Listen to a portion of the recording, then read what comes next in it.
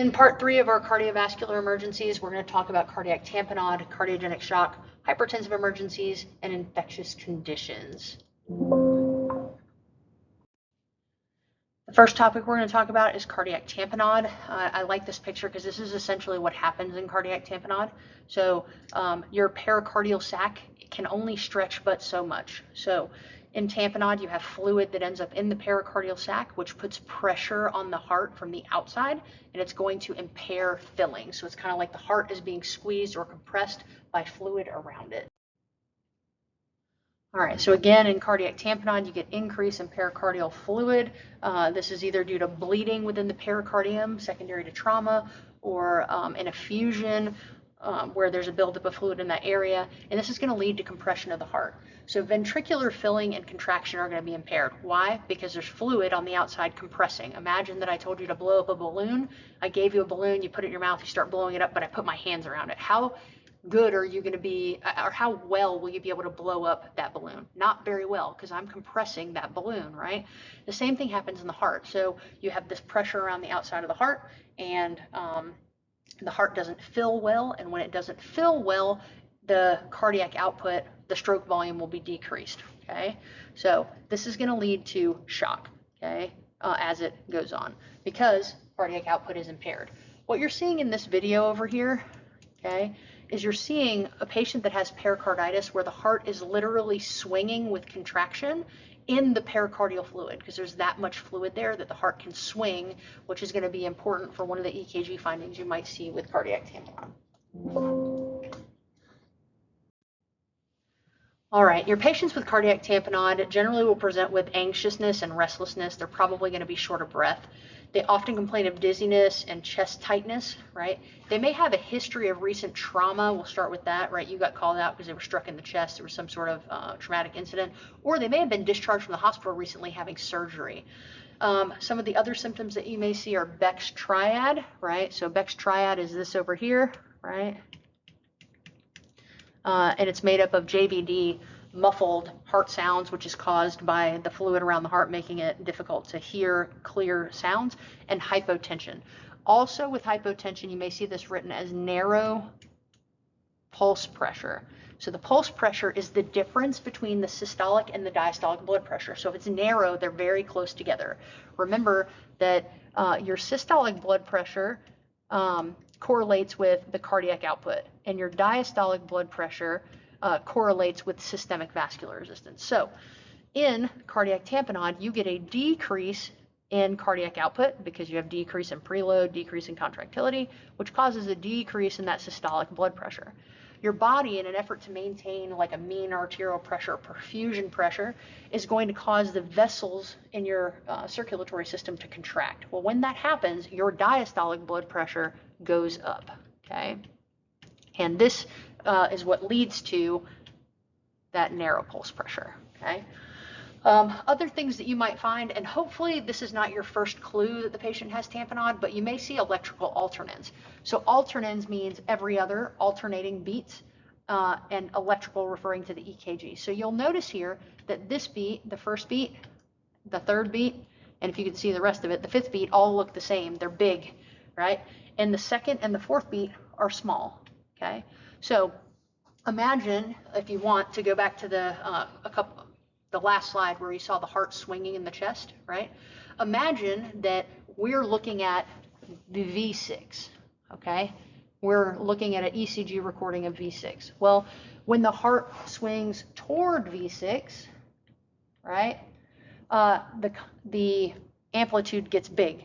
But when it swings away, because we're further away from the heart, the amplitude gets small. Then we swing back toward the heart, the amplitude gets big. We swing away from the heart, the amplitude gets small. And this is what creates electrical alternans. The heart literally swinging in the pericardial sac towards and away from your viewpoint, right? Because remember, two things make amplitude, and those are mass, the size of the heart or the ventricle, or whatever you're looking at, mass, and proximity. The closer the electrode is to the heart itself, the more amplitude you're going to get. Okay? Electrical alternans. I'm not trying to be funny with this, but honestly, the management of cardiac tamponade in the pre-hospital setting is thoughts, prayers, and supportive care plus rapid transport. What these patients need is going to be a pericardiocentesis, which is where they stick a needle through the chest wall and into the pericardial sac and draw off the excess fluid, right? We are going to put the patient on oxygen. We're going to start IVs. We're going to do cardiac monitoring. We may give fluids. We may give pressors, but ultimately those things are not going to make the patient better. What they ultimately need is a pericardiocentesis, so recognition, rapid transport. All right, next we're going to talk about cardiogenic shock. Okay, so we talked about heart failure in our last video series. Cardiogenic shock can be caused by, heart failure, chronic heart failure. It can also be caused by acute heart failure. So we'll talk about the patho, the causes, and risk factors here. How do we get to cardiogenic shock? Well, we have cardiogenic shock because we have impaired cardiac output, usually due to impaired contractility. Okay, so poor cardiac output, poor blood pressure, impaired cardiac contractility is usually the cause. Some of the things that are going to cause this: myocardial damage, dead tissue does not contract. Okay. Ventricular dysrhythmias can cause it as well. End-stage cardiomyopathies, okay. Acute myocarditis, remember the myocardium is the middle contractile muscle layer of the heart, so if you have inflammation of that area, then it may not contract appropriately. Other causes: blunt or penetrating trauma. Some of your risk factors, right? Old age, anterior wall myocardial infarction. The left anterior descending artery supplies the anterior wall of the heart, and it does most of the supply to the left ventricle, right? Diabetes is a risk factor. High blood pressure is a risk factor.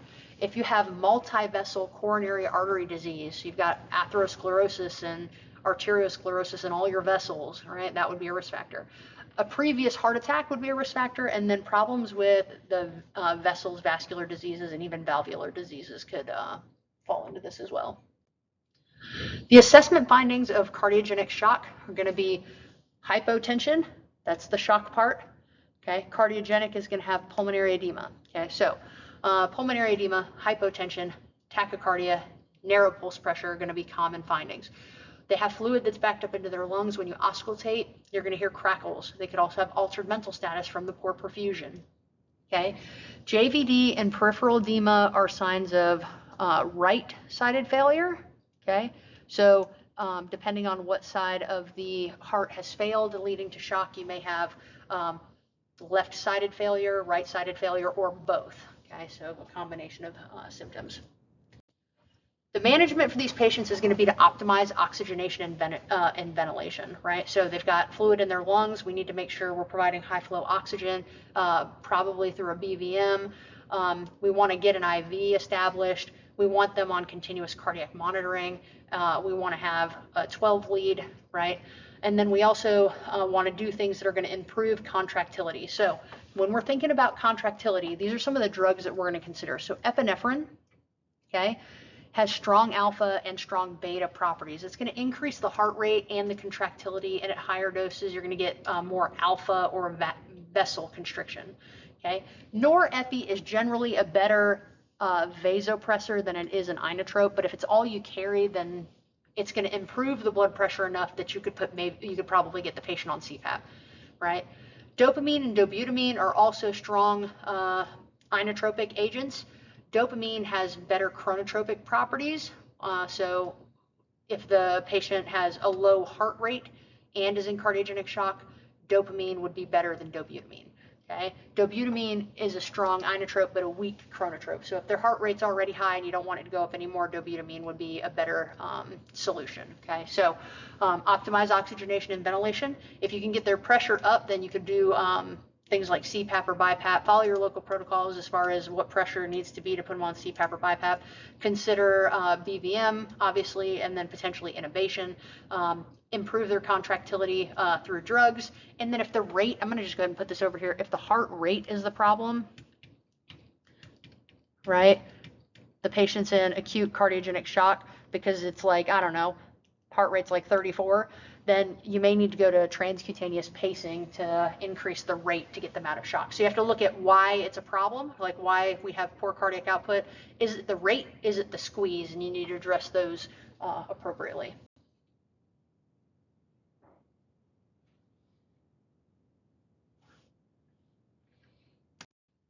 Moving on to hypertensive emergencies. So we'll talk about your hypertensive urgency and hypertensive emergency. Remember that hypertension is considered the silent killer because you can be asymptomatic with significant high blood pressure, and a lot of patients don't know that they have high blood pressure until they have symptoms of damage as a result of that pressure. Some of your risk factors for hypertension: stroke or MI, heart failure, dementia, peripheral vascular diseases like atherosclerosis, arterial sclerosis affecting peripheral vessels, aortic dissection, things like AFib, and then end-stage renal disease. Okay, depending on when you went to school, you may have heard that blood pressure is not high until it's 140 over 90, and that is actually not the case. So these have changed in the last few years. A normal blood pressure is going to be less than 120 systolic and less than 80 diastolic. It's considered elevated in the 120 to 129, and if it's still under 80 diastolic. You have stage 1 hypertension if your systolic blood pressure is 130 to 139 or your diastolic blood pressure is 80 to 89. Anything above that is going to be hypertension. So anything above that, you're either in hypertension stage 2, which is where we used to say, oh, this is hypertension, but you're in stage 2 if you have a systolic of 140 or higher, or a diastolic that's 90 or higher. Okay, so and then it's a crisis if you have a blood pressure that's 180 systolic and or greater than 120 diastolic. Okay. Follow your local protocols. Sometimes these change just a little bit. All right. Pathophysiology. So the problem with high blood pressure is it's going to damage the heart, it's going to damage the brain, the eyes, the blood vessels, and the kidneys, right? Most often, high blood pressure is the result of advanced arterio and or atherosclerosis. So arteriosclerosis is hardening of the arteries. Atherosclerosis is the buildup of plaque. Okay, some of the other causes, right? Acute aortic dissection is going to raise the blood pressure. Acute CNS events, so the patient's having like a hemorrhagic stroke, right? The brain senses lack of perfusion, it's going to try to increase the pressure. Acute kidney failure, so they're not making urine due to an acute injury, the pressure is going to go up. Recreational drug use, thing like cocaine, PCP, any of your stimulants. A pheochromocytoma, which is a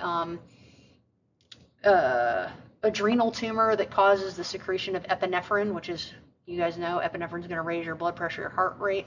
And then toxemia of pregnancy, which is your preeclampsia, eclampsia. Okay, so some of the causes.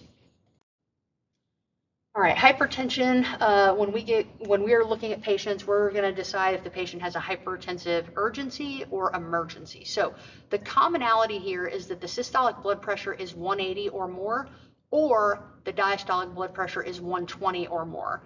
The difference is hypertensive urgency does not have signs of end organ damage, where a hypertensive emergency does. So if the patient is complaining of a headache, lightheadedness, blurry vision, nausea, vomiting, shortness of breath, they're bleeding from their nose, or they have chest pain, those would be evidence of end organ damage, right? That would make it a hypertensive emergency.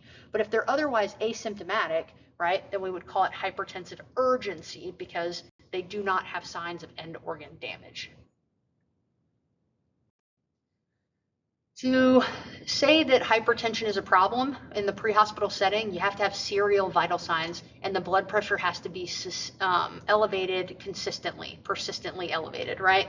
And you also have to have pain and anxiety addressed. Okay, so we get to this patient, the pressure, they're complaining of a headache, they're complaining of blurred vision, their pressure is, 220 over 160. We do not exert them. We move them to the truck. We recheck it. The blood pressure remains elevated. Maybe we've given them something for pain. We've tried to calm them, and those have been addressed, and their blood pressure still elevated. Now we can say we need to work in that hypertensive emergency protocol. Okay. Some agencies will carry labetalol for treatment. Remember, labetalol is an alpha-1 and beta blocker, so it's going to reduce cardiac output and reduce systemic vascular resistance. Usually, you can give it after consulting medical control. Okay. So if you're carrying it, usually you have to consult medical control. But remember, you need persistently elevated blood pressure after pain and anxiety have been addressed. So a little personal story here, right? I had my spinal fusion. It put me out of work, right? When I had my back injury, I didn't know what the outcome was going to be. Every time I went to the neurosurgeon to see him, my pressure was like 170 over 110. My heart rate was like 120. And they're like, we need to send you to the hospital. Now that's technically not, hypertensive emergency level, right? But I told him, I said, no, I'm just nervous because I don't know what is going to happen. Like, am I going to be able to go back to work? I was nervous. I had essentially white coat syndrome and anxiety about how my back injury was going to affect my career. Any other time, blood pressure is normal, right? So that would be an example of why a patient would have, a falsely elevated blood pressure because it's due to pain and anxiety and not, blood pressure that's at rest. We want to make sure with patients that are hypertensive that we check the blood pressure in both arms, right? So a significant difference between blood pressure in one arm and the other could be a sign that the patient has a dissecting aneurysm. We want to make sure that they're on a cardiac monitor, that they have an IV in place, and that we do 12 leads. We want to get serial vital signs. Most agencies are going to require you to have 2 or 3 readings at least 5 minutes apart after that pain and anxiety have been addressed. And then you're going to treat per your appropriate protocol. So the patient who has a hypertensive emergency is complaining of chest pain, you're going to treat them for chest pain. If they're in acute cardiogenic or heart failure and they have respiratory distress, you're going to treat heart failure. If they're having a stroke due to hypertension, you're going to treat them for the stroke protocol. And then again, that drug that's one of the most common ones we see in the pre-hospital setting is going to be labetalol. I took this out of the state protocols, which I thought was really important for you guys to be able to see. This is their pearl on hypertension. So it says, hypertension is not uncommon, especially in an emergency setting. Hypertension is usually transient and in response to stress and or pain. A hypertensive emergency is based on blood pressure along with symptoms which suggest an organ is suffering damage, such as an MI or a stroke or renal failure. This is very difficult to determine in the pre-hospital setting in most cases. Aggressive treatment of hypertension can result in harm. Most patients, even with significant elevation in blood pressure, need only supportive care. Specific complaints such as chest pain, dyspnea, pulmonary edema, or altered mental status should be treated based on specific protocols and in consultation with medical control. Okay, so that was out of the North Carolina State Protocol. All right, we're going to move on to infectious diseases of the heart. We're going to talk about endocarditis, myocarditis, and pericarditis. All right, the first one, starting from the inside out, is endocarditis. So endocarditis is an infection in the inner lining of the heart characterized by endocardial inflammation. It occurs when bacteria in the bloodstream colonize a heart valve or other damaged tissue in the heart. Okay, it's patients that are high risk for this are patients that have mitral or aortic valve disease, they have prosthetic heart valves, or congenital heart disease. Okay, we often see this in the right heart, the right side of the heart, because patients in certain types of patients. So, for example, when blood returns to the heart, where does it returns to the right side from the venous system. So if you used IV drugs and you injected an IV drug with a dirty needle into your vein, that blood is going to go to the right side of the heart first, okay? If you had an infected central line, same thing. A dialysis shunt, same thing. Or depending on where your pacing wires are, if you had an implanted pacemaker, then you could see the same thing, whether it's in the right or left ventricle, depending on where those pacing wires are placed. And what happens is you get this infection, and a lot of times it likes to hide kind of behind these valves, on or behind them, because it's just kind of a good place for things to settle, right? And that causes the valves to fail, which could lead to signs of heart failure if the valves go kaput. Some of the assessment findings you might see: fever, chills, it's infectious, right? So fever, chills, headache, those make sense. Loss of appetite, weight loss, muscle or joint pain, night sweats. It's an infectious condition. We would expect to see that. Things that are more specific rather than like general, because these are like, you know, your general flu-like sick symptoms at the top, but shortness of breath, cough, signs of heart failure, and then Janeway lesions, which are what you're seeing in this picture over here. So these lesions on the hands and feet, they're often painless, and that is something that you may see along with endocarditis. The 12 lead may show a left bundle branch block or AV blocks, okay, but not always.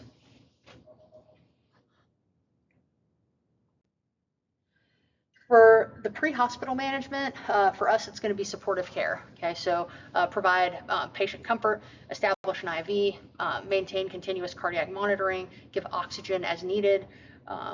As far as the hospital, it's a bacterial infection that coloniates the valves. They're going to get antibiotics. They may need surgery depending on how much damage has been done. But for us, it's going to be primarily supportive care.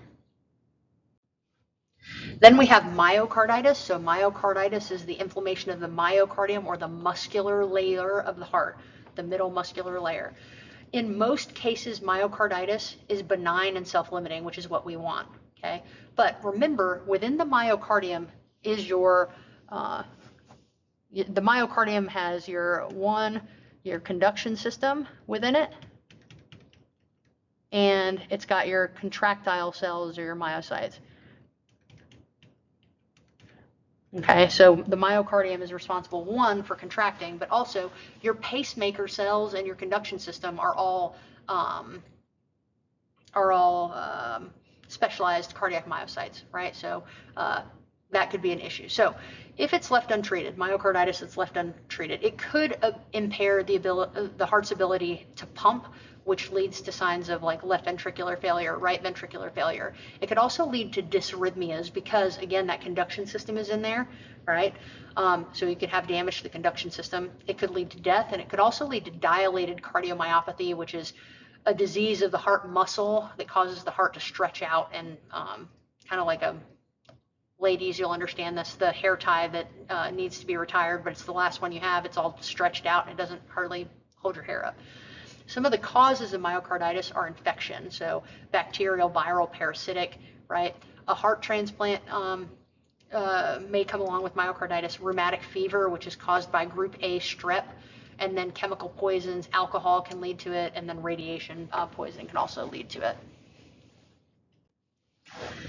The assessment findings for this patient, you may see fatigue, decreased appetite, mild shortness of breath, joint or muscle pain, fever. Again, those are those nonspecific findings. They may also complain of palpitations, chest discomfort. Often this is supposed to be sharp or stabbing in the center of the chest. They are probably going to be tachycardic and tachypnic. They could have atrial or ventricular dysrhythmias, and for us, the care is going to be supportive. Ideally, we're dealing with the benign self-limiting version, but if we're not, it could be very seriously supportive care. And then pericarditis is going to be inflammation of the pericardium. This is most often caused by a viral infection, but it could be bacterial or fungal. It also could be idiopathic, which means is a fancy way of saying we don't know. You just have it, right? But inflammation of the pericardium.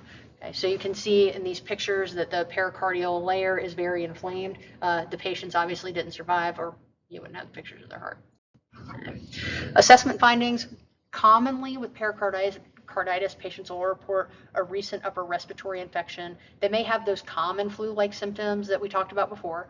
Chest pain is the most common symptom, and they often will describe this pain as sharp stabbing, worse with breathing, inspiration, cough, and then worse with laying flat. So pain that is worse with breathing in, coughing, or laying flat. Often their pain will be relieved when they sit forward, okay? They may also have tachycardia, tachypnea, and JVD, especially if an effusion is present. So remember that if you have an itis, right, inflammation, that swelling or fluid accumulation can also occur, and that will lead to effusion, or increase in fluid around the heart, and with that you would expect tachycardia, tachypnea, JVD. Okay. The management for this patient is going to be supportive, cardiac monitor IVO2, right? Just know that this patient likely on the EKG, we'll talk about it in more detail later, but you may see global ST elevation on the EKG, so you're seeing it kind of everywhere. And then we're going to treat them for their pain. NSAIDs can be used for this patient.